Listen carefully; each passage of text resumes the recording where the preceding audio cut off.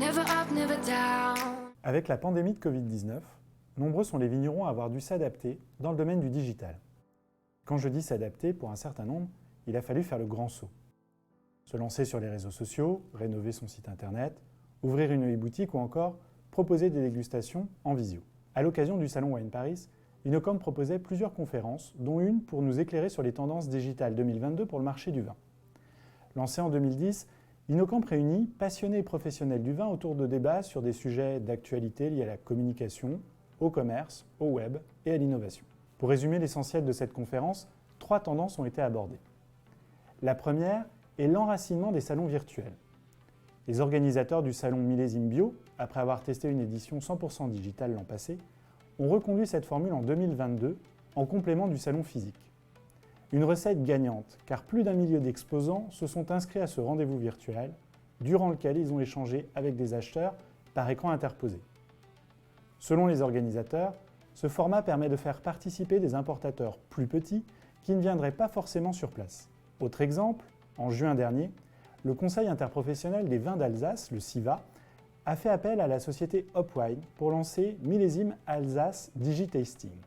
Cette première édition a drainé 3800 visiteurs aux 3/4 étrangers. Devant ce succès, le CIVA planche déjà sur une nouvelle édition en 2022. La deuxième tendance va être un recours plus régulier à l'intelligence artificielle ou IA. Ainsi, la société Winspace compte mieux accompagner les grandes surfaces pour pouvoir apporter de façon personnalisée du conseil aux clients directement en magasin. L'IA serait aussi utilisée pour analyser la masse de commentaires disponibles sur les réseaux sociaux et relatifs à une appellation afin de mieux comprendre le profil des vins qui plaisent aux consommateurs. Cette utilisation sera globalement complémentaire des habituels focus group constitués d'un panel de clients cibles. Enfin, la dernière tendance est celle du NFT, pour Non-Fungible Token ou jeton non fongible en français. Pour faire simple, il s'agit d'un actif numérique qui n'est pas interchangeable à la manière d'une pièce de monnaie.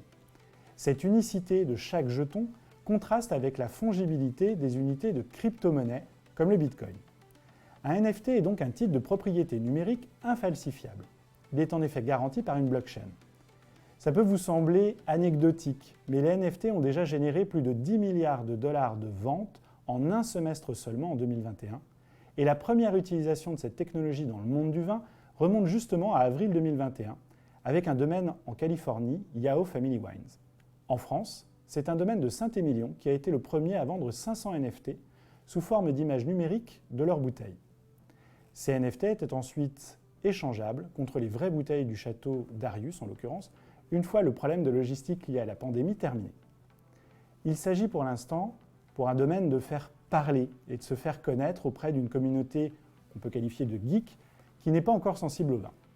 Mais le champagne aussi a succombé au charme de cette innovation des NFT avec la marque Dom Pérignon qui a commercialisé 100 flacons de son édition limitée Lady Gaga associés à leur version jumelle 3D NFT. De nombreux acteurs pensent que les NFT peuvent devenir une nouvelle source de revenus pour les vignerons. En guise de conclusion, l'ensemble des intervenants se sont accordés à rappeler que le digital doit rester un outil au service des vignerons et pas une fin en soi. Il doit avant tout servir de trait d'union pour mener à la rencontre physique entre un consommateur et un vin. Alors si vous aussi vous souhaitez améliorer la présence digitale de vos domaines, les experts de CDER peuvent vous y aider. Il me reste à vous dire à bientôt pour un autre numéro de CDER L'Actu. Feeling high, feeling low at the same time. Feels so right, then I'm wrong, hoping I'll be fine. But I get up, I always do.